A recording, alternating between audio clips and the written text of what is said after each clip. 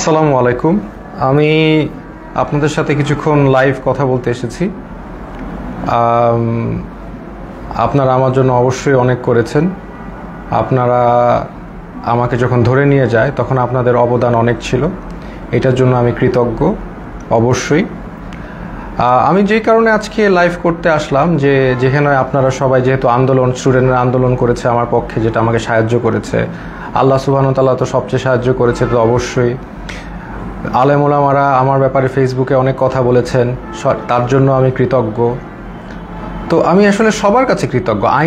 অনেক আইনজীবী আমার জন্য দাঁড়িয়েছে, তাদের কাছে আমি কৃতজ্ঞ। এমনকি কিছু পুলিশ আমার নিয়ে তারাও প্রতিবাদ করেছেন যে আমাকে কেন ধরা হলো। তো সব কিছু নিয়ে আমি সবার কাছে কৃতজ্ঞ। তাই এর বিনিময়ে আমি হয়তোবা কিছু দিতে পারবো না, হয়তোবা একটা গল্প দিতে পারবো। আমি আপনাদের কাছে একটা গল্প প্রেজেন্ট করতে এসেছি। এই গল্পটা আপনাকে শেয়ার করি, ইনফর্মালি কথা বলি, গল্পটা আপনাকে দেখাই, আপনাদের গল্পটা হয়তোবা ভালো লাগতে পারে, তাই এই গল্পটা আমি আপনাদেরকে বলতে চাই। প্রথম আপনারা অনেকেই প্রশ্ন করছেন, আমি একটা স্ট্যাটাস দিয়েছিলাম যে এই উম্মাহ কি এক না এই উম্মাহ বিভক্ত। আমি স্ট্যাটাসে বলেছি যে আমাকে ধরলে আপনারা কি করবেন। এটা কেন বলেছি, আমি কেন আগের থেকে এই কথাটা বলবো, বা এর উত্তর হচ্ছে আমি আসলে আগে থেকে জানতাম আমার নাম হানাদার লিগার বাহিনী, আমার নাম এসেছে।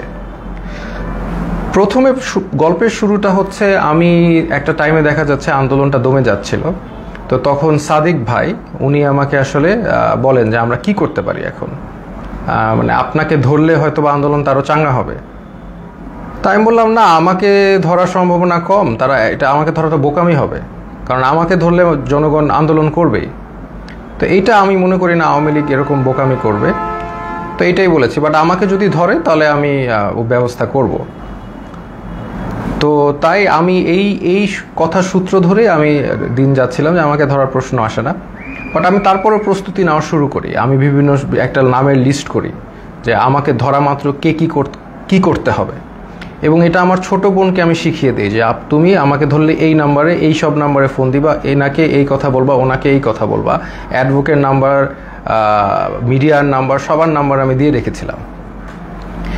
তারপরে একদিন হঠাৎ ডক্টর সরওয়ার হোসেন উনি আমাকে ফোন করে আমাকে বলেন যে আসিফ, তোমার আর আমার নাম এসেছে, তোমার আর আমাকে আটক করা হবে, তুমি এখন, আমি এইটা লাস্ট ফোন দিলাম তোমাকে, তুমি এখন তাড়াতাড়ি পালাও। তো উনি আমাকে অবশ্যই 100% ভালোবাসেন, না হলে উনি রিস্ক নিয়ে আমাকে ফোন দিয়ে জানাতেন না, কারণ আমাদের সবার ফোন ট্র্যাকিং হচ্ছে। এটা জেনেও ডক্টর সরওয়ার হোসেন আমাকে ফোন দিলেন এবং ফোন দিয়ে উনি আমাকে পালাতে বললেন, কিন্তু আমি রাজি হলাম না। কারণ আমাকে যদি ধরে, এই বোকামিটা যদি তারা করে, তাহলে তারা নিজেরাই বিপদে পড়বে। আর আমি কেন পালাবো? আমি যদি পালাই তাহলে তো মানে এটা তো আমি কোনো অপরাধ করি নাই। আমি যদি অপরাধ না করি তাহলে আমি পালাবো কেন? তাই আমি পালাই নাই। আমি একদম স্ট্রং ছিলাম। আমি পালাই নাই। আমি মোটামুটি প্রিপারেশন নিচ্ছি যে আমাকে ধরে মেরে ফেলা হবে অথবা আমাকে টর্চার করা হবে, দুইটার একটা কি হবে। বাট আই ডোন্ট কেয়ার, যদি এটা উম্মার কাজে দেয় তাহলে আলহামদুলিল্লাহ। তারপরে যে আমার বোনের যেগুলো প্রস্তুতি আছে, আমি নিজে একটা ভিডিও বানাই। আপনি যদি এই ভিডিও, সেখানে আমি বলি যে আমার যদি ভিডিওটা দেখেন তাহলে তার মানে আমি মৃত, আই এম ডেড, অথবা আমি গুম, এরকম একটা ভিডিও করে রাখি। তো করে আমার বোনকে সব শিখিয়ে দিই যে আমাকে ধরলে এটা করবা, ওইটা করবা, এটা করবা, এর কাছে যাবা, একে ফোন দিবা, সব একটা লিস্ট আমি করি। তো করার পর আমি আসলে মানসিকভাবে প্রস্তুত হয়ে যাই যে I can be dead, I can be killed, আমি শেষ হয়ে যাব। বা শেষ না হলে আরও খারাপ, যদি মেরে ফেলে তাহলে তো ভালোই। আপনারা তো জানেন তারা কি পরিমাণ অমানবিক টর্চার করতে পারে। তা আমি আসলে মরাটাই বেস্ট সিচুয়েশন ধরে নিয়ে আমি প্রস্তুতি নিয়েছি। তারপর আমি মনে করেন অপেক্ষা করে একদিন ওই দিন রাতে 1টার সময় বেল বাজে। তখন আমার মনে হয় যে রাজাকাররা আসছে বা ওই লিগার হানাদাররা আসছে। তা আমি যে দরজায় দেখি কি আমার দারোয়ান। তা আমি ঘুমের মধ্যে ছিলাম, তো আসলে ওইভাবে চিন্তা করি নাই যে এইটা একটা ট্র্যাপ। আমি খুলে দারোয়ানকে জিজ্ঞেস করতে গেলাম কি, সাথে সাথে দরজা ধাক্কা দিয়ে হানাদার লিগার বাহিনী ঢুকে গেল। আমি তো মানসিকভাবে প্রস্তুত, এখন ঢুকে গেছে, এখন তো আর কিছু করার নাই। আমি বললাম আপনারা দাঁড়ান, আমি আসতেছি। এটা বলে আমি আমার ছোট বোনের মানে কাপড় নিয়ে আসতেছি, তো আমি আমার ছোট বোনের রুমে গিয়ে আমি ওর চুলটা টান দিলাম, ও রাগ করে উঠে বসলো, আমার দিকে তাকালো। তো আমি বললাম দে আর হিয়ার। তো ও বললো কে? পুলিশ। আমি বললাম you know what to do, তুমি জানো তোমার এখন কি করতে হবে, এই শেষ কথা। তারপর আমি একটা কাপড় নিয়ে আমি ওদের সাথে চলে গেলাম। ওরা আমার বাসার যে সিসি ক্যামেরা ওগুলো সব বন্ধ করে রেখেছে, কিন্তু লাকিলি একটা ক্যামেরা অন ছিল, ওরা বুঝে নাই সেটা, ওটাকে তারা ক্যাপচার হয়ে গেছে যে তারা এগুলো নিয়ে গেছে। প্রথম দিন রাতে তারা আরও কয়েকজনকে ধরার চেষ্টা করলো, পায়নি, আমাকে নিয়ে তার ডিবি অফিসে নিলেন। ওইখানে যে অবস্থা, মানে এটা ভয়ঙ্কর অবস্থা, মানে 80-100 জনের মতো লোক ছোট একটা স্পেসে, মানে কেউ বসলে কেউ শয়, কেউ শুইলে কেউ বসে, একসাথে সবাই শোয়ার স্পেস নাই। ওইখানে আরেকটা এশিয়ান ইউনিভার্সিটির একজন প্রফেসর ছিল, উনি মানে শোয়ারই চান্স পায়নি, উনি বসেই ছিলেন, কেন স্পেস নাই, মানে এত একটা কনজাস্টেড এরিয়া, ফ্যান নাই, একটা রুমে কিছু এসি ঢুকে আর বাকি সব রুমে হচ্ছে মানে একদম ফ্যান নাই, কিছু নাই, সব সময় লাইট থাকে, সব সময় সাউন্ড থাকে, আপনি ঘুমাতে পারবেন না। তো ওইখানে ঢুকে প্রথম দিন তো আমার খুব মানে অবস্থা ভালো না। আমার তেমনি আপনারা জানেন স্পাইনে প্রবলেম হওয়ার কারণে আমার এমনি সবসময় পেইনে থাকে, আমি নিউরোলজিক্যাল পেইনে থাকি, ফিজিওথেরাপি করলে কমে, আবার নাহলে বেড়ে যায়। সেই সিচুয়েশনে আমাকে এরকম একটা জায়গায় নিয়ে গেল যেখানে আমার কোনো বসার জায়গা নেই, সব পুরাটাই ফ্লোর, হার্ড ফ্লোর, তাও আবার মুভ করার তো কোনো স্কোপই নাই, শত মানুষ। তো এরকম জায়গায় প্রথম একদিন ছিলাম, ওই রাতে ছিলাম। তারপরের দিন ওরা আমাকে ডেকে নিয়ে গেল উপরে নিয়ে তারা আমাকে প্রশ্ন করলো যে আপনি ব্র্যাকে কয়জন শিবির আছে? আমি বললাম আমি তো শিবির করি না, আমি কীভাবে জানবো ব্র্যাকে শিবির কয়জন আছে বাকি। এরকম অনেক প্রশ্ন করলো বারবার। তারপর অ্যাট ওয়ান পয়েন্ট তাদের মধ্যে ওই হানাদার লিগার বাহিনীর একজন, উনি আর কি জিজ্ঞেস করলো, বলেন তো এই কোটা দিয়ে আপনি এত কথা বলেন, কোটার পদ্ধতি কি, বিসিএস এর সিলেকশন প্রসেসটা কি? তা আমি তো আসলে বলতে পারি নাই, কারণ হচ্ছে আমি মানে মেন্টালি তো ওই লেভেলেই নাই, তাই না, আমি একটা মানে ভয়ঙ্কর একটা অবস্থায় আছি, ওই লেভেলেই নাই। তো তারপরে ওরা কি করলো, ওরা এসে আমাকে মনে করেন আমাকে ধাক্কা দিল, আমার তো স্কেচ নিয়ে হাঁটতে হয়, আপনারা জানেন একটা লাঠি নিয়ে হাঁটতে হয়, সে আমাকে ধাক্কা দিল, তারপর আমার মুখে হিট করা শুরু করলো। তো হিট করা শুরু করলো আমাকে, 6টা হিটের পরে আমি আসলে মানে অজ্ঞান হয়ে যাচ্ছিলাম। তো অজ্ঞান হয়ে যাচ্ছিলাম, তারা আমাকে বলে না ডোন্ট এরকম করে আমাকে দাঁড় করাইলো, আবার 2-4 বার হিট করলো। তো তারপরে তারা আমাকে মানে বললো যে আপনি তো খুব খারাপ জায়গায় আসছেন, আপনার বাম পায়ে প্রবলেম, ওই ডান পাকে আমরা একদম করে আপনাকে পুরোপুরি লুলা বানাই দেবো। তো এরকম একটা কথা বললো, এবং আরেকজন লাঠি নিয়ে আসলো আমাকে মারবে, পরে ওরা লাঠি দিয়ে হিট করে নাই, না করে আমাকে ওই জায়গায় আবার সেই জায়গায় যেখানে রাখে সেখানে নিয়ে গেল। তো ওই জায়গায় আবার আমার থাকা শুরু হলো। মানে ওইখানে এমন একটা জায়গা, বললাম তো, কেউ যে এটা ফার্মের মুরগির মতো, ওইখানে কেউ মুভ করতে পারে না, কারণ এত মানুষ, এত শর্ট জায়গায় মুভ করার, কেউ হাঁটার কোনো সিস্টেম নাই। ওই যে আমি বললাম আপনাদের, কেউ শুলে কেউ বসে, কেউ বসলে কেউ শোয়, মানে আর সবসময় লাইট আর সাউন্ড কন্টিনিউয়াস, ঘুমানোর কোনো স্কোপ নাই। ওইখানে সবচেয়ে ভ্যালুয়েবল রিসোর্স হচ্ছে একটা বোতল, কারণ আমরা তো ফ্লোরের মধ্যে শোন, তো ওখানে তো হার্ড ফ্লোর, ওইখানে কেউ যদি একটা বোতল পায় আলহামদুলিল্লাহ, মানে এটা মানে এক ভ্যালুয়েবল রিসোর্স। তো ওই বোতলটার উপরে তারা মানুষ মানে পেলে যে খুশি। তা আমাকে অনেকে চিনেছে, ওইখানে চেনার কারণে দেখা যাচ্ছে 2 দিনের মধ্যে আমি একটা বোতল ম্যানেজ করলাম মাথায় দিয়ে শোয়ার জন্য ফ্লোরে, এই একটা অবস্থা। তো আরেকটা বিষয় হচ্ছে ওইখানে 80 জনের একটা টয়লেট, আর আমার তো এমনি যেহেতু হাই কমোড ইউজ করতে হয়, বিকজ আমার মানে স্পাইনে প্রবলেম আছে, তো ওইখানে লো কমোড, তাও আবার 80 জনের জন্য একটা, 100 জনের জন্য একটা। তো এত লোকের একটা কমোড তো বুঝতেই পারছেন কেউ ইউজ করতে পারে না ওইভাবে। সো আমি খাওয়া কমিয়ে দিলাম, because I have to go to the washroom, এটা তো যাওয়া যাবে না। আমি খুব কম খাওয়া শুরু করলাম যাতে টয়লেটে না যাওয়া লাগে। আর আরেকটা বিষয় হচ্ছে টয়লেটে ইউজ করে সাবানও তারা প্রোভাইড করে না কোনো রকম। সো এইরকম একটা কন্ডিশনে আমরা যাচ্ছি। আর এরপর থেকে আর কি আসলে জিনিসটা বুঝলাম যে বিষয়টা কি আসলে, বুঝার বিষয় ছিল, এখন আমি বুঝতে পারলাম। তো তারা প্রতিদিন ডাক দিবে, নাম কল করবে, ধরেন আপনার নাম হচ্ছে, ধরেন আমার নাম আসিফ মাহতাব, ধরে বলবে আসিফ মাহতাব, বাবার নাম শাহাবুর রহমান, এরকম বলে নিয়ে যাবে, নিয়ে চোখ বাঁধবে, মুখ বাঁধবে, তারপর তাদেরকে ঝুলায় টর্চার করতে থাকবে, বাড়ি দিতে থাকবে, বিভিন্নভাবে টর্চার, লাঠি দিয়ে পিটাবে, পায়ের তলায় পিটাবে, হাড়ের বিন্দে মারবে, মানে মানুষের শরীর নীল অবস্থায় তারা ফিরে যায়, সারা শরীর মারতে রক্ত জমাট বেঁধে নীল অবস্থায় এক একজন লোক ফিরে। জাস্ট, এবং তারা সাইকোলজিক্যালি একদম মানে অবভিয়াসলি নর্মাল না, কারণ তারা এখন নাম শুনলে, তাদের নামটা ডাক দিলে তারা ভরকায় ওঠে যে এখন মনে হয় তাদেরকে নিয়ে টর্চার করবে। তো এইরকম অবস্থা আমি দেখলাম বিষয়টা যে এরকম চলছে। তো এখন এরকম চলছে, আমি তো বুঝলাম যে হয়তোবা আমার সাথেও এরকম করবে, তারা তো বলেই দিছে আমাকে পাটা ভেঙে দিবে। তো এরকম একটা করবে এবং সবার সাথেই করছে। স্পেশালি জামাতের যারা আছে তাদেরকে, মানে জামাত যেহেতু বলে ফেলছে একবার, তাদেরকে মানে অমানবিকভাবে টর্চার করছে জামাত। আর নূর ভাইয়ের সাথেও ওইখানে দেখা হলো, নূর ভাইরে বললাম কি অবস্থা, তো নূর বলল যে যে ভাই আমাকে তো অনেক মারছে, হাত দিয়ে দেখালো, হাত নীল হয়ে গেছে। তো এই এই এই হচ্ছে সিচুয়েশনটা। আর ওখানে তো মানে আর সবসময় তো লাইট, বাইরে যে একটা আলো, বাইরে যে বৃষ্টি পড়তেছে নাকি এটা আমরা গেস করা শুরু করলাম যে বাইরে আদৌ বৃষ্টি পড়ছে কিনা, কারণ মোটা ওয়াল, কোনো উইন্ডো নাই, কোনো বাইরের কোনো আলো বাতাস তো আমি জানি নাকি, ভিতরের মধ্যে থাকি আমরা বদ্ধ ঘরে, শুধু আলো আর এই যে কনস্ট্যান্ট সাউন্ড, মানে এই একটা অবস্থা। তো এরকম যাচ্ছে, এরকম একটা অবস্থা যাচ্ছে। তো এখন দেখলাম অনেকে ভেঙে পড়তেছে। তো আমি আর কি আমি আমার মতো করে ইন্সপিরেশন দেওয়ার চেষ্টা করলাম যে আপনারা এইভাবে টর্চার হচ্ছেন, আপনি কি মনে করেন না আল্লাহ আপনাকে এটার জন্য রিওয়ার্ড দিবেন? আজকে আপনারা তো জানেন নবী করিম সাল্লাল্লাহু আলাইহি সাল্লাম বলেছেন যে আপনি যদি এইভাবে নির্যাতিত হন আপনার গুনাহ মাফ হচ্ছে, আপনাদের গুনাহ মাফ হচ্ছে। আপনার যদি গুনাহ এইখানে থাকার কারণে গুনাহ মাফ হয়ে জান্নাতুল ফেরদৌসে যেতে পারেন, এটা আপনার জন্য ভালো, নাকি এইখানে ভালো থাকলেন তারপর জাহান্নামে গেলেন, এটা ভালো? তো এইভাবে আমি সবাইকে একটু ইন্সপায়ার করার চেষ্টা করলাম, মোটিভেশন দেওয়ার চেষ্টা করলাম। আর আমার নিজের তো হেলথ কন্ডিশন ডিটোরিয়েট করতেছে প্রোগ্রেসিভলি, আর ওয়াশরুমের ইস্যুটা তো ছিলই। তো এইরকম একটা অবস্থায় সবাইকে মানে মোটিভেট করছি আমি। আর আমার নিজেরও তো ওই যে ফার্স্টের দিন যেভাবে আমার মুখে ফেসে হিট করেছে, এই পরে তো আমার একটা দিন জ্বরই ছিল, আমি শুয়েছিলাম। তো এই হচ্ছে আমাদের মানে সিচুয়েশন। আমি ওখানে একদিন শুয়েছিলাম, তারপরেও আমি সবাইকে মোটিভেশন দেওয়ার চেষ্টা করি।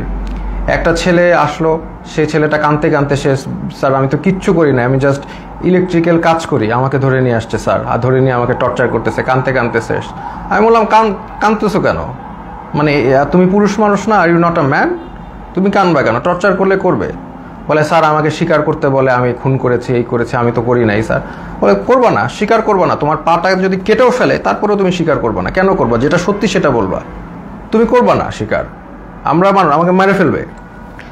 তো ওইখানে আবার একটা জিনিস বুঝলাম যে সবাই কান্নাকাটি করে যে তাদের একটু মানে জেলে কবে যাবে, মানে তাদের জেল হচ্ছে তাদের জন্য স্বর্গ। ওইখানে যেভাবে টর্চার করে, যে নাম ডাকবে, বাবার নাম ডাকবে, দ্যাট মিনস তাদেরকে টর্চার করা হবে। তা এই জন্য তারা যদি জেলে যেতে পারে, এটার জন্য তারা দোয়া করে আল্লাহর কাছে, আল্লাহ আমাদের যাতে জেলে দেয়। তো এরকম অবস্থা। আমাকে তারপরের দিন, আমি তো অলরেডি এর মধ্যে তো আমি আমার বোনকে বলে আসছি, তার মানে আমার যে ভিডিওটা ছিল যে আপনি আমার ভিডিও দেখলে আমি মৃত, হ্যাঁ, তো এই ভিডিওটা আমি আশা করছি যে পোস্ট হয়ে যাবে। আমার বোনকে যেভাবে কাজ করতে বলেছি করবে, লয়াররা কাজ করবে। তো এটা আমি আশাবাদী ছিলাম যে ইনশাল্লাহ সবাই যার যার অবস্থা থেকে কাজ করবে, স্টুডেন্ট আন্দোলন করবে, যে এগুলো করার পরে এবং জনগণ যখন এটার এগেনস্টে কথা বলবে, আরেকটা ইস্যু হয়ে যাচ্ছে, ফার্স্ট অফ অল আরেকটা নতুন ইস্যু হয়ে যাবে, যেটা দিয়ে আবার আন্দোলন শুরু হবে। এটা আমি জানতাম। আর এটার পরে আমাকে যদি আরও টর্চার করবে, কিন্তু এটা তাদের জন্য আরও খারাপ হবে। তো তারপরে আমাকে তারা ঠিকই গুম করা অবস্থায়, আর আমার বাবা মা যতটুকু জানলাম আমাকে গুম করে ফেলছে। তো এটা তারা বলছে, তারা স্বীকার করে না যে তারা নিয়ে আসছে। তো এই অবস্থায় তারা আমাকে কোর্টে চালান দিল। তো আমি চিন্তা করলাম যে কোর্টে যেহেতু যাচ্ছি, এখানে মিডিয়া পাইলে আমি আমার এক আঙ্গুল দেখাবো, শাহাদাত, এক উম্মা, আমরা এক উম্মা, হ্যাঁ, আমার গায়ে আমরা সবাই এক। তো এই সিম্বলটা আমি চিন্তা করেছি দেখাবো।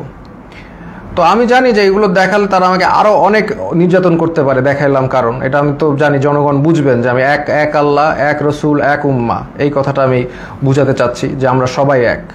আমার অত্যাচার যা হলে হবে, এই অত্যাচারের কারণে যদি আপনারা স্বাধীনতা পান, এই জুলুমের থেকে মাফ পান, তাহলে আলহামদুলিল্লাহ, নো প্রবলেম, আমাকে অত্যাচার করুক। তো আমি ডিসিশন নিয়ে নিলাম, এক দেখাবো। তা আমার সাথে ওই জগন্নাথের আরিফ ছেলেটা, খুবই সাহসী ছেলে, ও আমার সাথে কেসটা দিল, মামলা দিল, আমরাও গেলাম, আমি ওকেও বললাম যে আমি এক দেখাবো।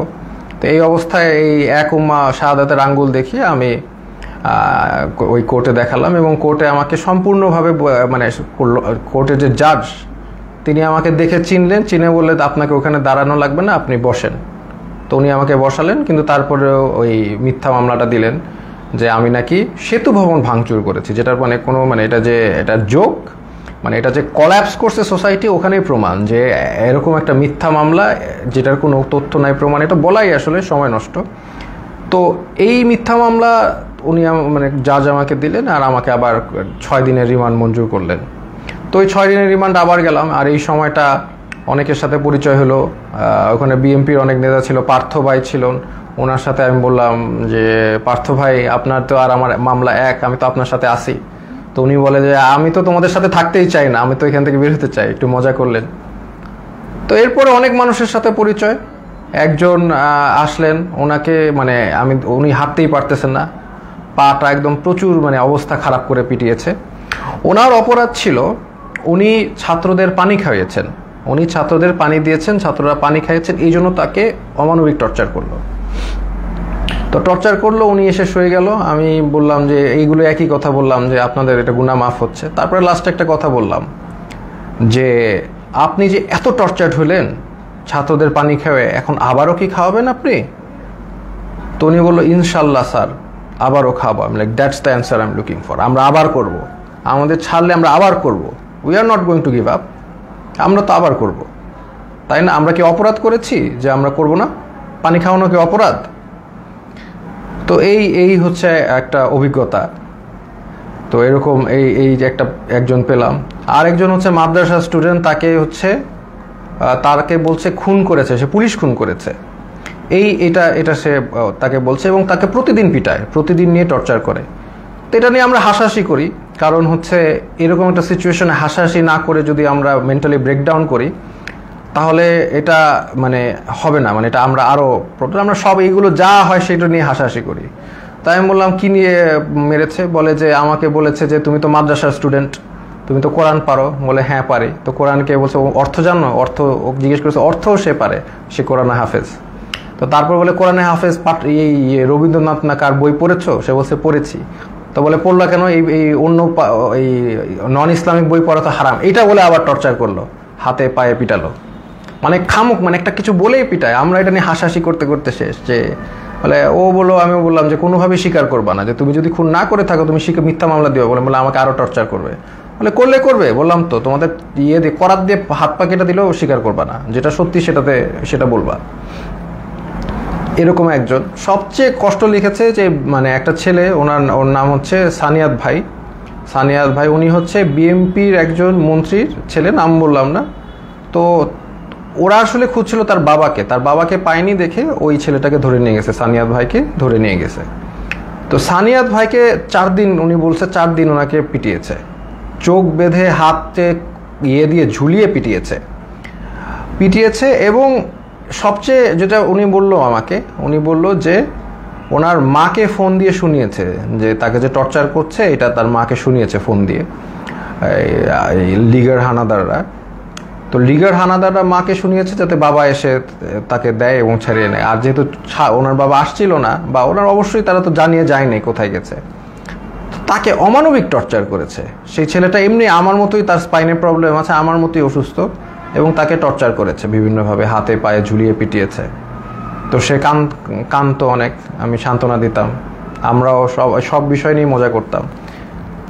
তো এইরকম একটা অবস্থা ওইখানে, প্রতিদিন নাম ডাকতো, প্রতিদিন নিয়ে পিটাতো।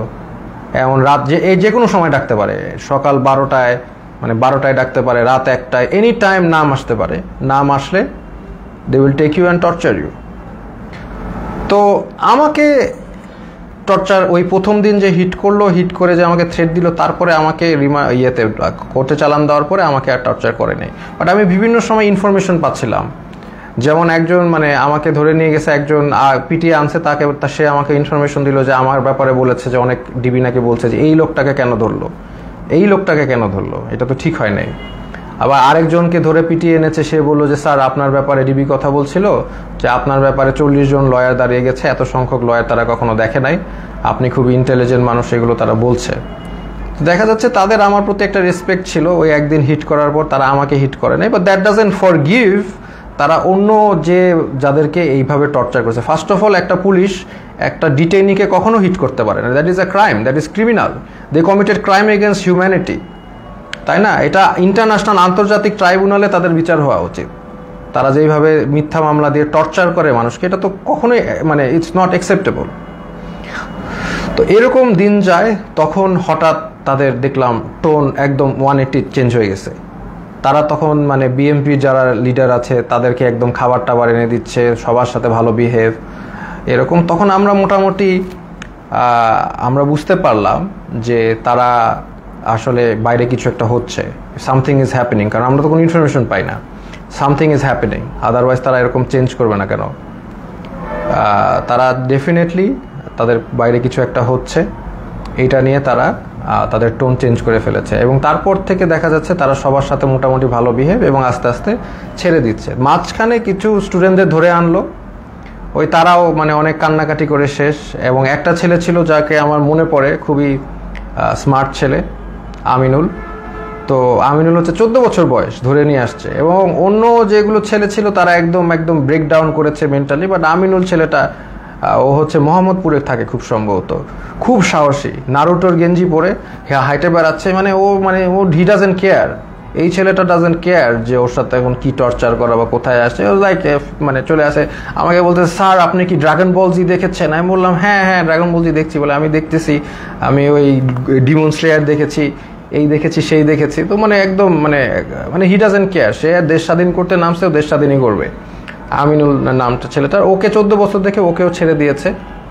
তো এইরকম আর কি ঘটনার বিষয়গুলো। তারপরে ওইটার পর থেকে আস্তে আস্তে অনেককে ছেড়ে দিয়েছে, এবার অনেকে ছাড়েনি, অনেকে তারপরেও টর্চার করেছে। তো এরকম আমরা এই অবস্থায় আমরা অনেক দিন পার করার পরে তারপরে আমাকে একদিন ডাকলো, ওরা ডেকে হঠাৎ করে আমাকে দেখলাম যে বসালো, যে স্যার আপনি ভাই কি অবস্থা, আমরা তো জব করি। মানে যেই লোকটা আমাকে হিট করেছে এবং তারাই, যে টিমটা আমাকে, তারাই আমাকে ডেকে দেখি কি মানে জামাই আদর সোজা কথা করছে। তো তখন আমি বুঝতে পারতেছি না যে কি হচ্ছে। এখন হয়তো বা বুঝলাম যে সিচুয়েশন বাইরে পরিবর্তন হয়েছে, দেখি তারা আমাকে ভালোভাবে ট্রিট করছে। চা খাওয়ালো, বিস্কিট খাওয়ালো, ভালো ভালো বিস্কিট খাওয়ালো। মানে আপনি সোফায় বসেন, কমফোর্টেবলি বসেন, মানে এত রেসপেক্ট এরকম করছে কেন? আমি তো শিওর ছিলাম, আমি তো মনে করছি ট্র্যাপ। আমাকে খালি বলে যে এখন বাসা তো পুড়ে যাচ্ছে, এখন আমাদের কি করা উচিত, শেখ হাসিনার কি করা উচিত। এখন আপনারা তো অনেক টিচারও তো, আপনারা তো অনেকে ছাত্রদেরকে উস্কে দিয়েছেন, এই সেই, মানে আমাদের তো এখন আগুন ধরছে বাসায়, আমাদের তো আগুন নিভানো উচিত। মানে আমি যেটা বুঝলাম, উনি চাচ্ছিল যে আমি আসলে ছাত্রদেরকে ঠান্ডা করার জন্য কোনো বক্তব্য দেই। তা আমি এভাবে কোনোভাবে রাজি হই নাই, আমি তো হব না।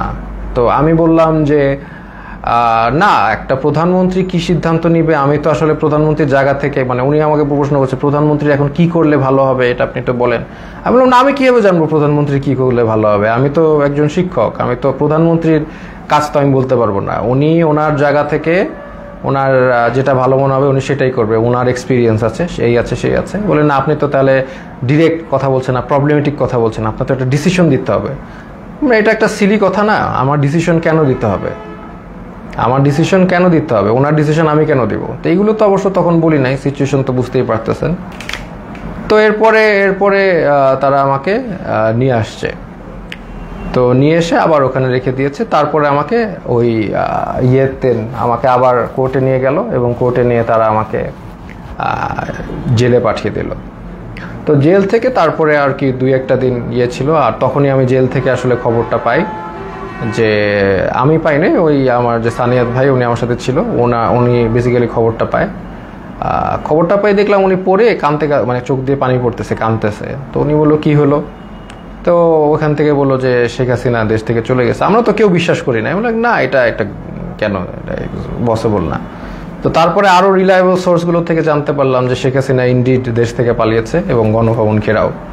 আলহামদুলিল্লাহ, এই হচ্ছে ঘটনা। তো এইটার পরে দেখা যাচ্ছে যে আমাদের জেলে সব ছেড়ে দিয়েছে, তখন একটা মানে সবাইকে ছেড়ে দিয়েছে যারা আছে, পলিটিক্যাল নন পলিটিক্যাল প্রবলেম ছিল। তখন জেলের যারা মানে গার্ড, তাদেরকে দেখা যাচ্ছে একদল মানে ক্রিমিনালরা ওদেরকে মেরে ওরা আবার দেয়াল ভেঙে পালানোর চেষ্টা করছিল। তো উপর থেকে অনেকবার তাদেরকে ওয়ার্ন করা হচ্ছে যে এটা করো না। লাস্ট পর্যায়ে একটা গুলি একজনের গায়ে লাগে, একজন কয়েদির গায়ে লাগে, উনি হয়তো বা মারা যান, আমি জানি না, আমি জানলা দিয়ে দেখছিলাম। তারপর এটা সিচুয়েশন ঠান্ডা হয়, হেলিকপ্টার দিয়ে আর্মি এসে সবাইকে আবার তাদের সেলে ঢুকায়। তো তো এরপরে তো ঘটনা আপনি জানেনই যে আলটিমেটলি সবাই আমি বের হয়ে যাই, আমাকে বলে ছাত্রদেরকে ঠান্ডা করতে এই জেলের সামনে। আমি তো মানে আমি আমার মতো বলেছি, কিন্তু তার মানে যে এখন তারা যে ক্রাইম এগেনস্ট হিউম্যানিটি করেছে এটা তো আর মানে ইয়ে করা যাবে না। অমানবিক টর্চার কত প্রকার ও কী কী সেটা আপনি ওই ডিবির ওইখানে গেলেই বুঝবেন আর কি, এই আর কি। তো এনিওয়েজ এইটাই হচ্ছে আজকে আমার ছোট গল্প। আমি আসলে যদি জাস্ট আর 5টা দিন বা 3টা দিন আগে বের হতে পারতাম তাহলে আপনাদের সাথে যোগ দিতাম ইনশাল্লাহ। ফিল্ডে হাঁটতে পারি না, বাট আমি তাও যোগ দিতাম। ইনফ্যাক্ট আমি আগেও ওই অবস্থায় আমি আপনাদের সাথে আন্দোলন করেছি রাস্তায়, তাও আমি যোগ দিতাম এবং আমি যাক মানে আমি গণভবনের দিকে আগাতাম। মরলে মরছি, মৃত্যু সবারই হবে এটা তো আমি বলেছি, মৃত্যু হলে শহীদ, সমস্যা কি। তো এই জন্যই আমি আপনাদের সাথে দুঃখ প্রকাশ করছি যে আমি আসলে আপনাদের সাথে ওই মার্চে যোগ দিতে পারিনি। যদি একটু আগে বের হতে পারতাম তাহলে অবশ্যই যোগ দিতাম। শহীদদের প্রতি শ্রদ্ধা জানাচ্ছি। আমি এখানে আমার লাইফ শেষ করছি। এটাই আমার ছোট গল্প। খুব ডিফিকাল্ট টাইম চলে গেছে, কন্টিনিউয়াস নয়েজ, কন্টিনিউয়াস লাইট, শোয়ার জায়গা নাই, একসাথে মানে হাঁটার জায়গা নাই, এবং কন্টিনিউয়াস নাম কল, যে কোনো সময় নাম আসতে পারে। তবে ওই যে আরিফ ছেলেটাকে আমি অনেক শ্রদ্ধা করি, কারণ ও বলেছে আর কি, ও বলছে যে অন্য সমগ্নায়করা তো বলেছিল যে ওরা কথা বলে তারপরে বলেছে, তো বলছে আমিও তো বলে দিয়ে আমি তাহলে যাই। আমি বললাম না, তুমি এখন কোনো না, কিছু মানুষের লক আপ থাকতে হবে, কিছু মানুষের বুঝতে হবে যে কিছু মানুষ এখনও ভিতরে আছে এবং মানে অন্যায় চলছে। তো এই জন্য আমি আর ওই জগন্নাথ ইউনিভার্সিটির খুব সম্ভবত আরিফ ছেলেটা মানে খুব সাহসী কথা দেখিয়েছে, এই জন্য আমি তাকে সম্পূর্ণ রেসপেক্ট করি। এইটাই আমি বলে শেষ করছি। আপনারা এই যে যারা নির্যাতিত হয়েছে, যাদেরকে টর্চার করেছে, যাদের এগেনস্টে ক্রাইম এগেনস্ট হিউম্যানিটি করা হয়েছে, তো তাদের বিচার আসলে চেতে হবে। আসলে এটা না আমি বলতে কষ্ট হচ্ছে, কারণ নবী করিম সাল্লাল্লাহু আলাইহি ওয়াসাল্লাম যখন মক্কা বিজয় করেন তখন উনি কিন্তু 12 জন যুদ্ধাপরাধী বাদে সবাইকে ক্ষমা করেন। কিন্তু এইখানে যেগুলো হয়েছে these are crimes against humanity. এখানে আসলে মানে মাফ কীভাবে করা যায় আমি জানি না, বা যাই হোক যতটুক পারে আমরা ক্ষমা করি। আমরা চাই না একটা মানে সব যে ভালো পুলিশ তার গায়ে হাত উঠুক, আমরা চাই না যে কোনো দোষ করে নাই তার উপর আক্রমণ হোক। কারণ আমি এরকম একজন ডিবি অফিসে একজন আমার সাথে দেখা করেছে, ডিবি পুলিশ, যে বলেন স্যার আমার 2 ছেলে আছে, একজন বুয়েটে একজন মেডিকেলে, দুজনই আপনার জন্য অনেক দুঃখ করেন, দুজনই আপনাকে মনে করেন। আমি বললাম বলেন স্যার ভালো আছে। তার মানে সব পুলিশ যে মানে বেঈমান, সব পুলিশ যে ওই লিগার তা কিন্তু না, কিন্তু এটা আমাদের বুঝতে হবে। তো আমরা ফরগিভ করার চেষ্টা করি, আর যারা একদম এরকম ক্রাইম এগেনস্ট হিউম্যানিটি করেছে তাদেরকে আমরা ইনশাল্লাহ বিচারের আওতায় আনবো। আসসালামু আলাইকুম ওয়া রাহমাতুল্লাহি ওয়া বারাকাতুহু। শুভরাত্রি।